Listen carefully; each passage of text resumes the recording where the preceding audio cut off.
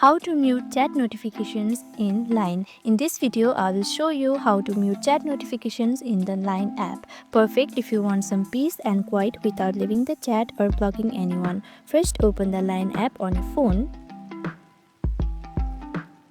Once you are on the home page, tap on this settings icon at the top right corner. Here, scroll down until you see notifications. Right here, tap on notifications. And as you can see, the notification has been on. Just turn off this notification in order to turn off all the notifications. Now if you want to turn off just chat's notification, you can see it right here, new messages. Okay, just toggle this off and your chat notifications will be mute.